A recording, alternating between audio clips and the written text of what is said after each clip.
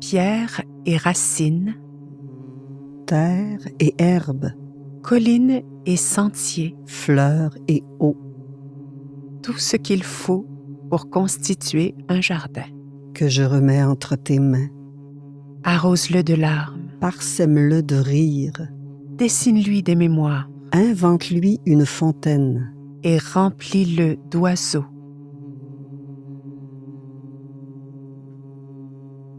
Une femme aux cheveux de lierre. Elle dort.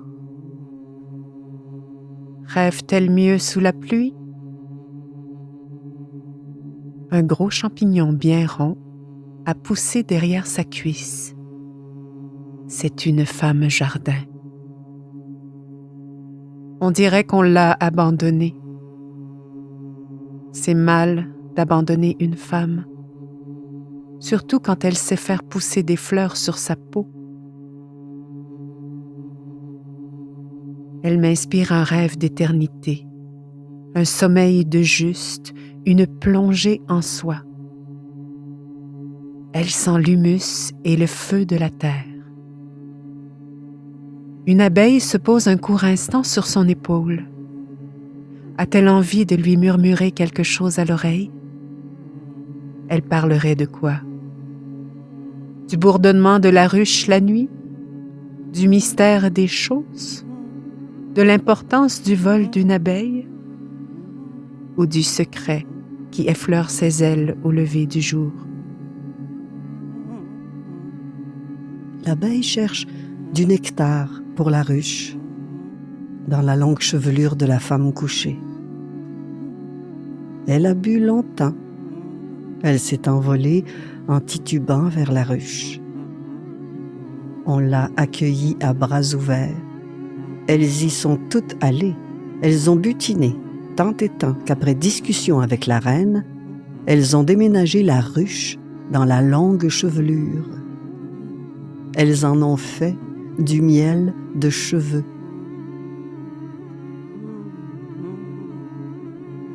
Elle dort, la femme couchée.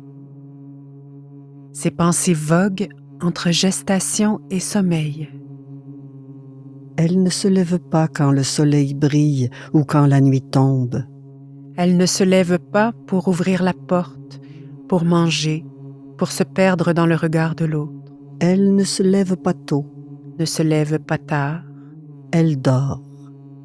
Elle dort pour refaire le monde en général. Et le sien plus précisément.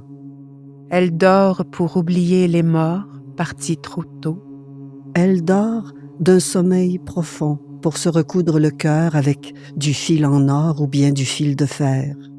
Retenir les heures, Les garder pour soi camoufler ses peurs. dans du papier de soie. Elle dort d'un sommeil sans rêve, d'un sommeil sans mots.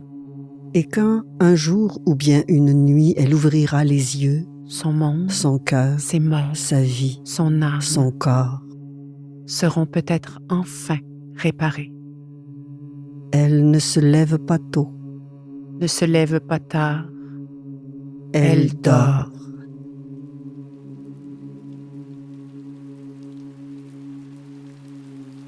Le printemps a fait son nid au jardin. La femme couchée est recouverte de fleurs.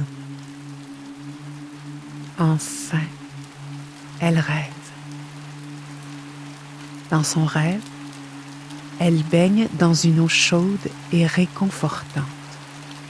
Elle a pris plusieurs bains dans sa vie. Elle en a donné quelques-uns à des bébés. Elle a eu le bonheur d'assister à quelques bains d'orignal, de loutre, de chien. Les plus beaux restent sans aucun doute les bains d'oiseaux. Bains de canards, de merles, de colibris, d'étourneaux. Aujourd'hui, près de la femme couchée, un bain de mésanges. L'oiseau s'approche d'une pierre, boit l'eau, avance ses pattes dans le petit bassin, bec à l'eau. La mésange secoue ses ailes de gauche à droite. bec et tête à l'eau. Elle verse cette eau sur son dos. Mouvement de bas en haut. Bec et tête à l'eau, mouvement des ailes. Secoue. Bec et tête à l'eau, mouvement de bas en haut. Bec et tête à l'eau, mouvement des ailes de gauche à droite. Sud, nord, est, ouest. Sud, nord, est, ouest. Comme une girouette, elle s'envole sur une branche. Elle chante. Elle lisse ses ailes et elle repart plus loin. C'est la première fois que la femme couchée assiste à un bain de sagesse.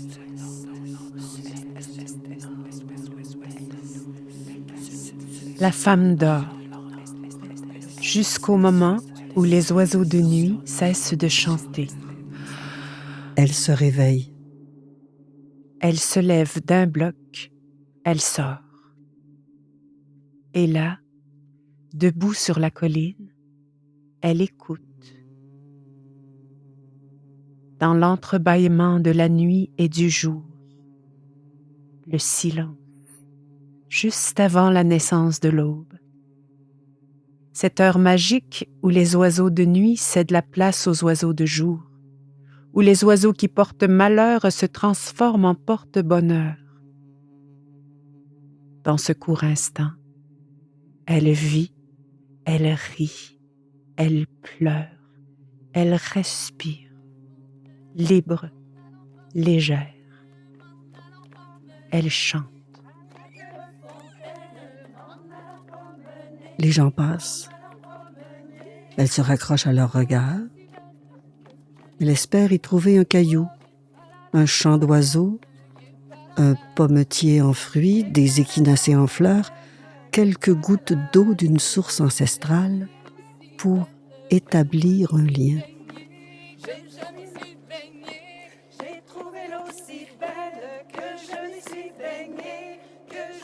Elle sait nommer les plantes indigènes, les arbres, les oiseaux. Elle connaît les races de chiens qui conviennent aux familles avec de jeunes enfants. Elle reconnaît les fleurs à leur parfum. Elle sait déchiffrer le langage des pierres précieuses. Elle devine les états d'âme des jardiniers à leur façon de creuser la terre. Elle console les araignées qui ont perdu une patte. Mais parler de ce qu'elle est, sentir son être profond, c'est aussi ardu que traverser le Canada à pied, aussi vertigineux que gravir l'Everest. Le seul équipement nécessaire pour y accéder, le temps.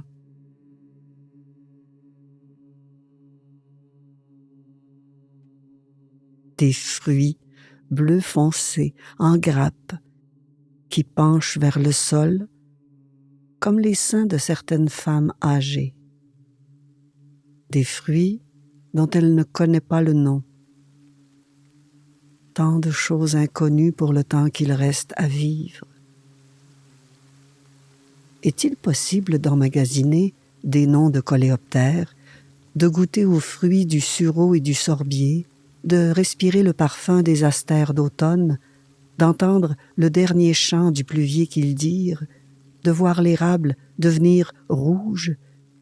Est-il possible d'imaginer qu'elle est une femme pleine, enceinte de connaissances autochtones avant la fin de l'automne? Si elle n'y arrive pas, sur son lit de mort, aura-t-elle des regrets? Elle porte une robe, la femme couchée. Une robe tissée et peinte pour une femme mûre. Une robe que personne n'ose porter par crainte de devenir autre. Une robe confortable qui laisse vivre le corps, qui affine la démarche. Une robe faite de fils d'étoiles et de rayons de soleil. Une robe pour déstabiliser la mort. Une robe porteuse de vie. Une robe qui attend celle qui osera sortir de sa zone d'inconfort pour la revêtir. Une robe insoumise, neuve, ouverte sur le monde. Une robe de déesse.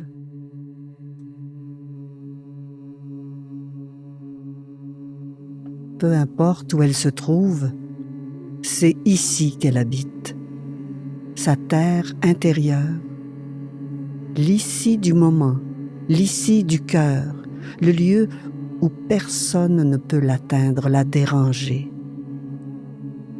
Et si elle enfile ses bottes de cet lieu, elle ira encore plus loin dans ces terres promises, et elle défrichera, et elle construira, et elle cultivera, et elle contemplera un brin d'herbe pour en comprendre toute la complexe simplicité cachée au fin fond de ses racines. Et elle y habitera.